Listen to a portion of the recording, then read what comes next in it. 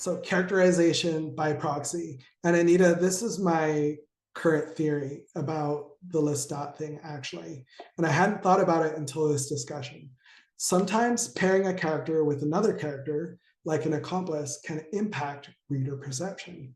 A criminal on the run, for example, with a well-meaning and more innocent person tagging along, changes the feeling of following the character's narrative. For example, we might feel the criminal has a good heart just because this good-hearted person sees something in the criminal, even if we have no actual evidence of this supposed so-called good heart. This accomplice does not have to be a POV character, but statements by the accomplice and the accomplice's perceptions can completely recast the reader's idea of who the character is. And you can actually see this in a lot of TV shows and movies where you have what would otherwise be an unlikable character. And if you sit back and you go, but wait, this person is a bank robber, like, and a murderer, like, why do I like them again? This person is an assassin, like, why do I like them? It's really important, especially in those cases, to think about how this works, how they get you. And I think one of the things that we get with Lestat is that Louis is so smitten with him that we feel like smitten as well. I think that's part of it. It's probably not the whole thing. Again, I haven't studied that case per se, and it's been a very long time since I read that book. But next time you watch it or read it, you should think about it, and we can talk about it another time. Yeah, so this is one tactic to potentially use.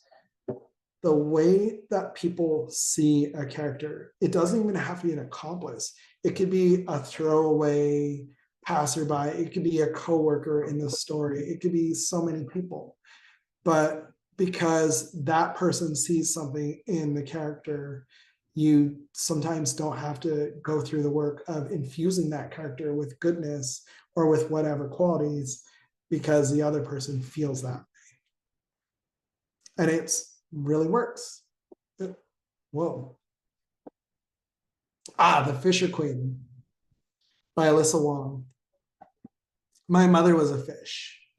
That's why I can swim so well, according to my father, who's a plain fisherman with a fisherman's plain logic, but uncanny flair for the dramatic.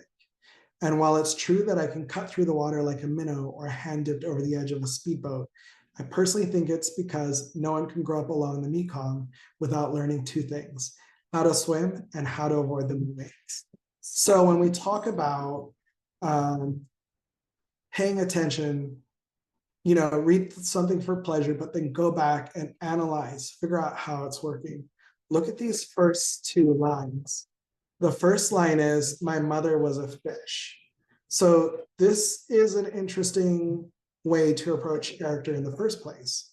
It raises so many questions for the reader because you don't know exactly what this means. So you have curiosity, and you want to know exactly what it means. The next line is, that's why I can swim so well, according to my father. Note this phrasing, according to my father. It's not my father bullshits me. There is this element of both trust, but perhaps doubt in this phrasing. It's very deliberate. And this establishes the character right from the beginning. This is a coming of age story where a young woman who is being pushed in all these directions ultimately sets out against everybody's wishes to find out for herself not only who she is, but to decide that she's in control of her own destiny. And so this all begins right here with these two seemingly innocuous little sentences that are actually doing a lot of work through inference and through gut level reading. According to my father, who is a plain fisherman with a fisherman's plain logic, but uncanny flair for the dramatic, she's not sure if her father is literal or if he's out of his mind, or if this is just normal. There's a sense of trust in her father, but there's also a sense of like, he's a plain dude who stretches the truth sometimes.